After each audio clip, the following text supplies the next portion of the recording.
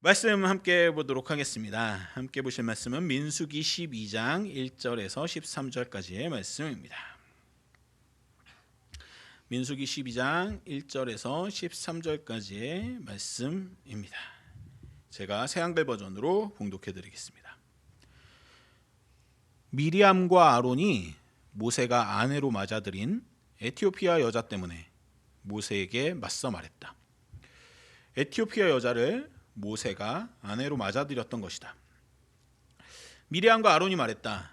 여호와께서 모세하고만 말씀을 나누셨는가? 우리하고도 말씀을 나누지 않으셨는가? 여호와께서 그것을 들으셨다. 그런데 그 사람 모세는 매우 겸손했다.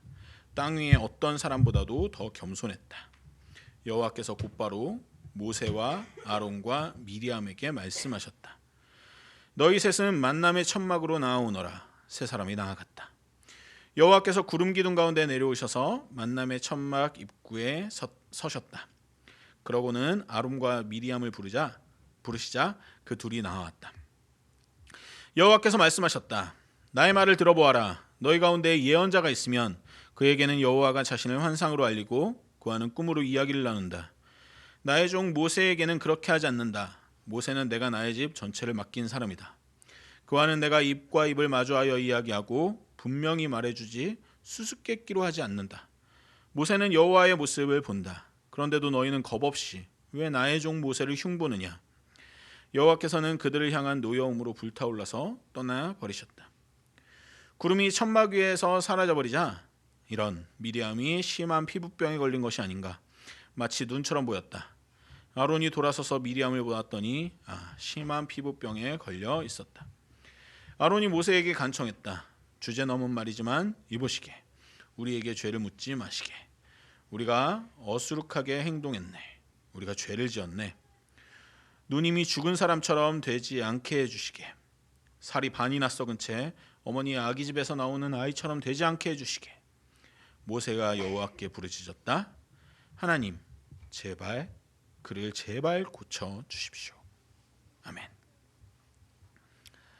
네, 오늘도 함께 말씀 보겠습니다. 지금 계속해서 설교를 한 주간 묵상한 말씀, 인물 중심으로 묵상한 말씀 중에서 본문을 뽑아와서 하고 있습니다. 근데 지금 한동안 한 3주 동안은 인물 중심으로 하지 않았죠. 네, 하나님과 어떤 십계명 이런 부분들을 가지고 했었는데 다시 인물로 복귀해서 설교 이어갑니다. 사실 모세라는 존재로 설교를 한다고 한다면은 여기 모세 뒤에 막 1, 2, 3, 4, 5, 6, 7, 8이 붙어야 될 정도로 모세에 대해서는 할 만한 에피소드가 많이 있습니다. 하지만 모세는 1, 2 이렇게 나누지 않고 그냥 모세 오늘로 끝납니다. 여러분은 모세 하면은 어떤 장면이 가장 먼저 떠오르십니까? 모세 인생에서 가장 중요한 사건은 무엇이라고 생각하십니까? 아마 사람들마다 그 의견들이 되게 갈릴 것 같습니다. 방금 말씀드린 대로 모세의 삶에서는 되게 다양하고 스펙타클한 사건들이 많았기 때문입니다. 지팡이를 들어 홍해를 쫙 가르는 장면, 그 이전에 이집트의 10가지 재앙을 퍼붓는 장면, 아니면 불꽃 가운데 하나님을 대면하는 장면이나 혹은 십계명을 받는 장면을 떠올릴 수도 있겠죠. 바위를 쳐서 물이 콸콸 쏟아지게 만드는 사건 같은 것들을 떠올릴 수도 있겠습니다. 영화로 만든다면 가장 클라이막스가 될 만한 장면들이 모세의 삶에서는 여러 번 등장합니다.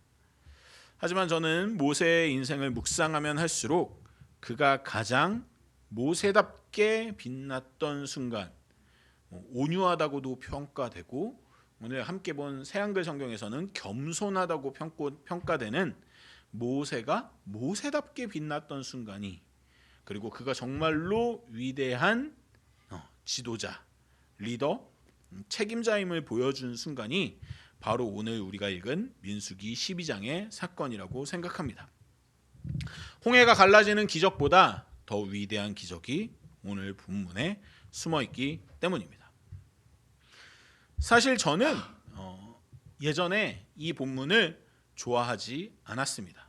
솔직히 말하면 좀 싫어했습니다. 왜냐하면 여러분들은 어떠셨는지 모르겠는데 제가 어린 시절에 이 본문이 설교되는 순간은 딱 한 가지였습니다. 바로 미리암과 아론이 주의 종 모세에게 대들다가 병에 걸린 걸 너희들이 봤지 않느냐? 목회자의, 하나님이 세우신 목회자의 권위에 도전하면 이렇게 하나님께 벌 받는다 라는 식의 설교를 할 때만 이 본문이 쓰였거든요. 지금 생각하면 참 무서운 해석입니다. 하나님의 말씀을 종교 권력을 강화하는 수단으로, 또한 성도들을 겁주는 도구로 사용한 것이니까요. 그래서 오늘 제가 이 본문을 택하긴 했지만 저는 오늘 여러분, 저 목사니까, 하나님이 세우신 목사니까 저한테 잘하십시오, 안 그러면 큰일 납니다, 이따위의 말씀을 하려는 것은 결코 아니니까 안심하시기 바랍니다. 물론 우리 교회 분위기상 제가 진짜 그런 말을 했다가는 여러분들이 저를 치리하시거나 끌어내리시거나 가만두지 않을 걸 알고 있기 때문에라도 저는 그렇게 말하지는 않을 겁니다. 오늘 저는 이 말씀을 통해 하나님이 세우신 진짜 책임자, 진짜 어른이 해야 할 일이 무엇인지를 함께 고민해 보려고 합니다. 오늘 이야기의 시작은 갈등 상황으로 시작됩니다. 모세의 누나인 미리암과 모세의 형인 아론이 모세를 비난합니다. 1절을 보면 그 이유가 명확하게 나오지는 않습니다. 다만 그 계기가 모세가 에티오피아 여자를 아내로 맞이했기 때문이라고 나옵니다. 새한글 성경이 아닌 예전 번역 성경에서는 구스 여인이라고 번역된 부분이죠. 어쨌든 구스 여인이든 에티오피아 여인이든 이방인 여인을 아내로 맞이한 사건이 생깁니다. 근데 여기서 우리는 생각해 볼 만한 지점들이 여럿 있습니다. 먼저 모세에게는 이미 십보라라는 아내가 있었습니다. 모세가 이집트 왕자 신분을 버리고 미디안 광야로 도망쳤을 때 만난 미디안 제사장의 딸입니다. 그런데 모세의 아내가 있음에도 불구하고 오늘 갑자기 에티오피아 여자와 결혼했다는 이야기가 나오는 거죠. 이게 어떻게 된 일일까요? 신학자들 사이에서도 의견이 분분합니다. 먼저 십보라가 이 에티오피아 여자를 모세가 만났을 때 이미 세상을 떠난 상태라는 것을 가정해 볼 수 있겠습니다. 하지만 이것은 근거가 부족합니다. 왜냐하면 성경은 보통 주요 인물들의 죽음을 기록하기 때문입니다. 아브라함의 아내 사라는 물론이고 훗날 미리암과 아론이 죽었을 때도 성경은 그 죽음을 명시했습니다. 그런데 십보라의 죽음에 대한 기록은 어디에도 없습니다. 만약 십보라가 죽은 뒤에 모세가 재혼한 거라면 성경 기록자는 모세를 변호하기 위해서라도 십보라가 죽은 후라는 말을 남겼으면 될 일입니다. 하지만 그런 기록이 없습니다. 그렇다면 우리는 십보라가 여전히 살아있는 상태에서 모세가 또 다른 아내, 그것도 이방 여인을 맞이했다고 추측해 볼 수 있습니다. 즉 중혼을 한 것입니다. 그럼 미리암과 아론이 모세를 공격한 것은 이 부분이었을까요? 어떻게 아내를 둘이나 둘 수 있냐라고 말이죠. 현대에서는 당연히 합당한 비판이고 성립될 수도 없는 일이지만 고대 근동의 문화를, 당시 고대 근동의 문화를 볼 때 그것도 설득력이 약합니다. 야곱은 아내가 4명이었고 아브라함도 사라 외에 첩을 두었습니다. 모세 이후의 시대에 등장하는 다윗 왕도 솔로몬 왕도 마찬가지였습니다. 당시 사회 통념상 중혼은 그렇게 잘못된 일이 아니었습니다. 심지어 율법적으로도 어떤 사람이 아내 둘을 두었는데 라는 구절이 등장할 정도로 어떤 일부 다처제가 모세를 비난하고 끌어내릴 만한 결정적인 죄악은 아니었습니다. 게다가 유대 역사가 요세푸스의 기록에 따르면 모세는 이집트 왕자 시절에, 아직 이집트 왕자로 대우받고 있었던 시절에 에티오피아와의 전쟁에서 승리하고 그 평화 조약의 일환으로 에티오피아 공주와 결혼했다는 기록을 남겨두었습니다. 이 기록을 따른다면 모세는 지금 광야에서 갑자기 만난 에티오피아 여인과 결혼한 것이 아니라 과거에 결혼했던 이가 출애굽 대열에 합류하면서 공식적인 아내로 인정받게 된 상황일 수도 있습니다. 그럼 문제는 좀 복잡해집니다. 십보라보다도 에티오피아 여인이 먼저 모세와 실제적으로는 결혼한 상황이니까요. 그러니까 이걸 중혼으로 모세를 비난하기에도 애매한 상황인 거죠. 그렇다면 그들이 모세를 비난한 진짜 이유는 무엇일까요? 아마도 에티오피아 여인이라는 출신 성분 때문이었을 가능성을 어떤 이들은 제시합니다. 출애굽할 때 이스라엘 백성들만 이집트를 빠져나온 것이 아닙니다. 성경은 그때 이방인들이 함께 나왔다고 기록하죠. 이집트의 노예로 살던 다양한 민족들이 섞여 있었습니다. 그 중에는 당연히 에티오피아 사람들도 있었겠죠. 모세는 이스라엘만의 지도자가 아니라 광야로 나온 모든 백성들의 지도자였습니다. 그가 가장 먼 이방 땅, 피부색도 다르고 문화도 다른 에티오피아 여인을 아내로 인정한다는 것은 어떤 혈통적인 이스라엘을 넘어서 함께 출애굽한 모든 이방 민족까지 하나님의 백성으로 품겠다는 리더의 결단으로 해석할 수도 있는 여지가 있는 거죠. 하지만 만약에 미리암과 아론이 혈통적 순수성을 중요하게 생각했던 인물이라고 가정한다면 이것이 못마땅했을 겁니다. 어떻게 저런 이방 여자를 데려와서 우리를 이렇게 혼란스럽게 하느냐는 배타적인 민족주의가 그 비난의 기저에 깔려 있을 수 있는 거죠. 하지만 이것 또한 완벽하게 이것 때문이다라고 말할 수 있는 근거가 사실 부족하긴 합니다. 2절을 보면 그들의 비난은 단순히 모세가 결혼했다라는 것에 멈추지는 않는 것 같습니다. 그들의 본심이 자기도 모르게 섞여 나옵니다. 여호와께서 모세하고만 말씀을 나누셨는가? 우리하고도 말씀을 나누지 않으셨는가? 이걸 보면 모세의 결혼은 약간 핑계처럼 보입니다. 그들이 비난한 목적은 따로 있는 거죠. 진짜 문제는 권력과 질투였을 수 있습니다. 나도 모세 너 못지않은 예언자다. 나도 하나님 음성 듣는다. 근데 너만 왜 대장 노릇하냐? 이방 여자나 데려오는 주제에 리더 자격이 있느냐? 이런 식의 모세의 권위를 흔들어서 자신들의 입지를 높이려는 정치적인 공격으로 해석될 여지가 다분합니다. 그 이유가 무엇이었던지 간에 모세는 어쨌든 억울하고 기가 막힌 상황이었을 겁니다.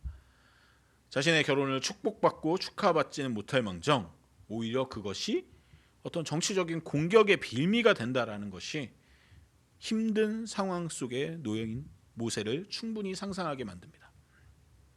하지만 모세는 자신을 변호하거나 화를 내지 않습니다. 성경은 모세의 반응을 직접적으로 기록하지 않습니다. 오히려 모세는 침묵한 것처럼 보입니다. 다만 성경은 3절에서 모세를 이렇게 묘사합니다. 그 사람 모세는 매우 겸손했다. 땅 위의 어떤 사람보다도 더 겸손했다.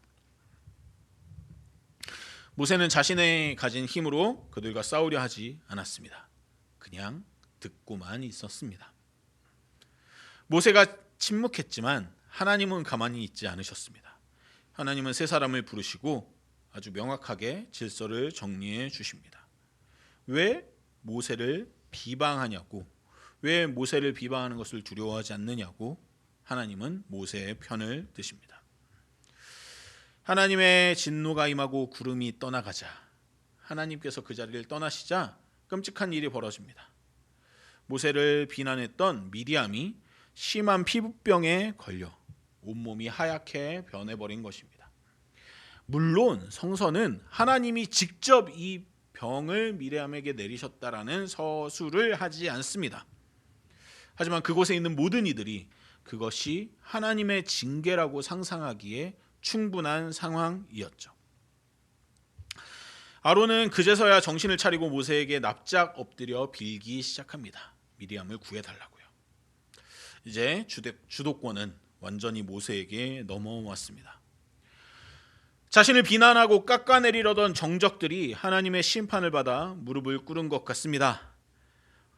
우리가 모세의 입장에 우리를 감정이입해 본다면 얼마나 통쾌한 상황입니까? 거봐, 내가 가만히 있었지만, 난 침묵하고 있었지만, 떳떳해서 가만히 있었지만 하나님이 내 편이셔서 날 건드리면 어떻게 되는지 이렇게 증명하셨어. 이렇게 말하면서 뒷짐지고 구경할 수도 있는 상황입니다. 승리를 충분히 만끽할 수도 있었죠. 아니면 일주일 정도 고생해봐야 정신 차리지 이렇게 생각하면서 잠시 그 상황을 외면할 수도 있었겠죠. 인간적으로는 우리가 그냥 기본적으로 생각하기에는 그게 당연한 반응인지도 모르겠습니다. 하지만 제가 생각할 때 모세의 위대함은 홍해를 가를 때가 아니라 바로 이 순간에 드러납니다.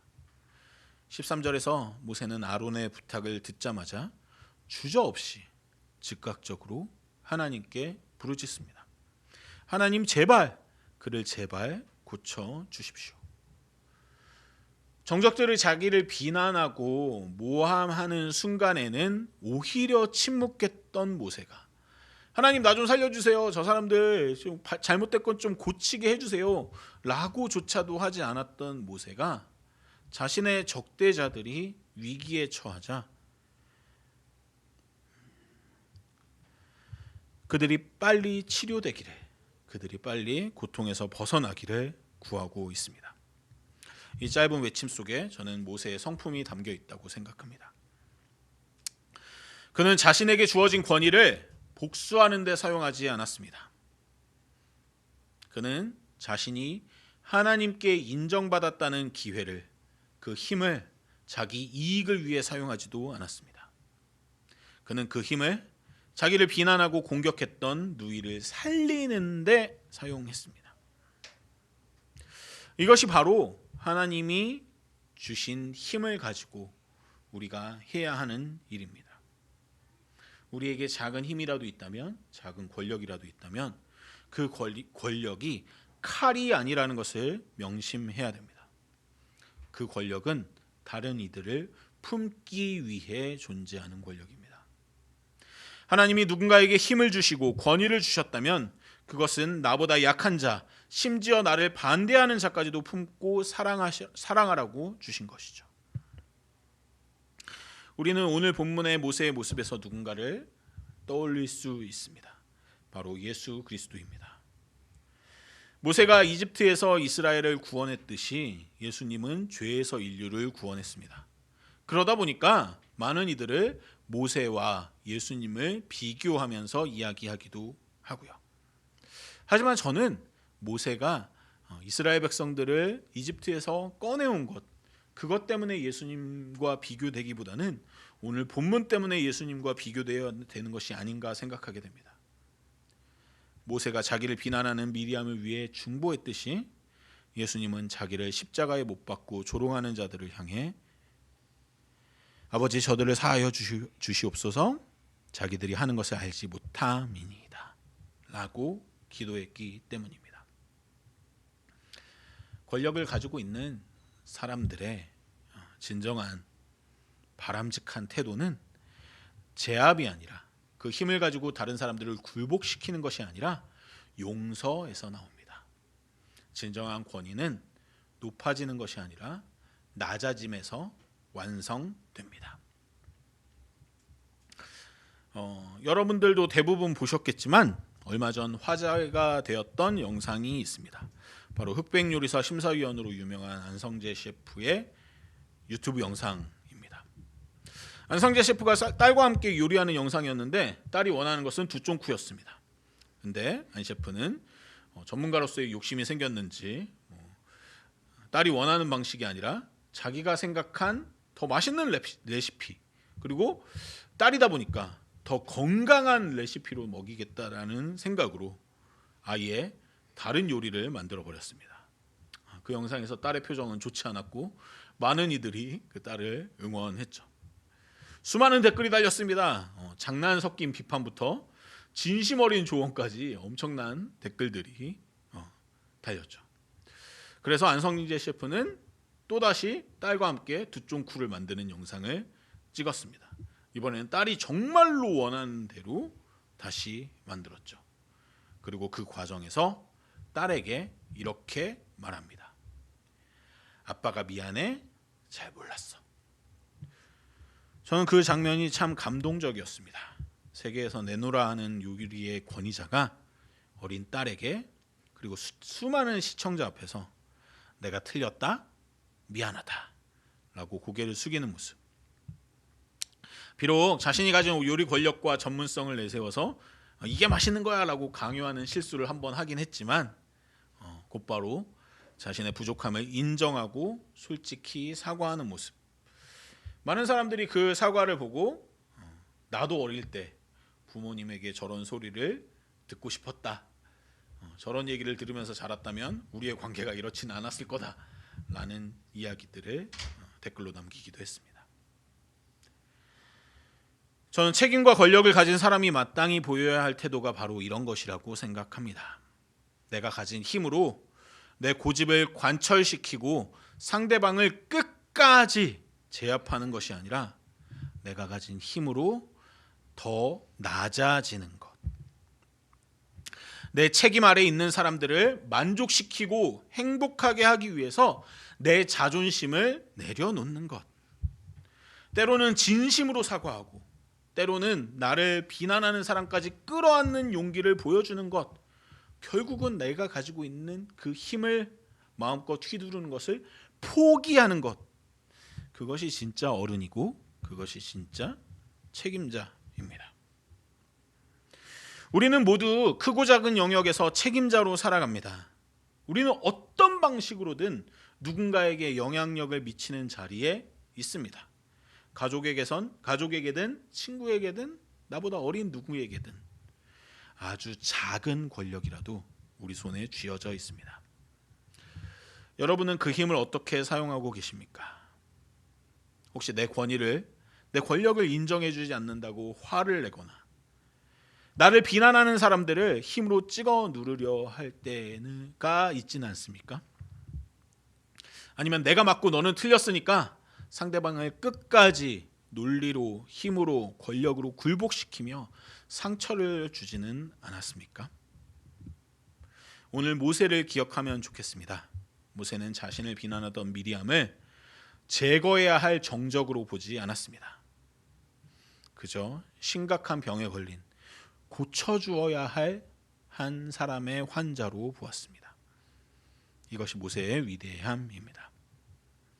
책임자의 눈에 비난하는 사람들의 도끼가 보여야 하는 것이 아니라 그 도끼 뒤에 그 사람에게 있는 아픔과 결핍이 보여야 합니다.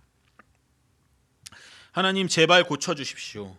이 외침은 단순한 기도가 아니었습니다.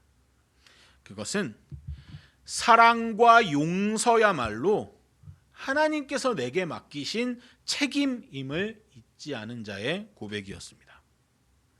우리는 흔히 책임자라고 하면 일을 되게 만들고 성과를 내고 잘잘못을 가려서 질서를 잡는 사람이라고 생각합니다.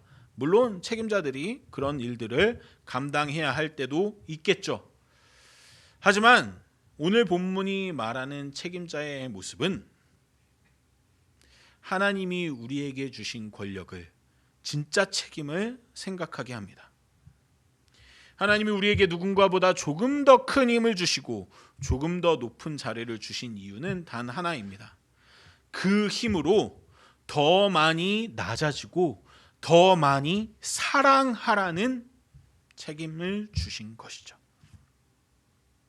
사랑이야말로, 용서야말로, 낮아짐이야말로 하나님이 우리에게 주신 가장 무거운 그러나 가장 영광스러운 책임입니다. 예수 그리스도는 그것을 자신의 삶과 죽음으로 증명하셨고요. 나를 힘들게 하는 사람을 어떻게든 힘으로 찍어 누르려는 것, 어떻게든 복수하겠다는 것은 하나님이 우리에게 주신 책임을 유기하는 행위입니다. 쉽지 않지만 그 사람의 모난 부분까지 품어안고 그가 치유되기를 끝까지 소망하며 바라는 것, 그것이 나를 이 자리에 세우신 하나님에 대한 책임을 다하는 길입니다. 이번 한 주 저와 여러분이 삶의 자리에서 이 거룩한 책임을 다할 수 있으면 좋겠습니다. 갈등 상황에서 나의 옳음을 증명하려는 욕구보다 사랑하려는 의지를 앞세우는 한 주가 될 수 있었으면 좋겠습니다. 내가 조금 손해보더라도, 내가 조금 힘을 들여야 한다 하더라도 더 사랑하는 책임을 외면하지 않을 수 있으면 좋겠습니다. 사랑이 우리에게 주어진 최고의 의무임을 기억하며 넉넉한 품으로 서로를 안아주는 진짜 어른, 진짜 책임자들이 되시기를 주님의 이름으로 축복합니다.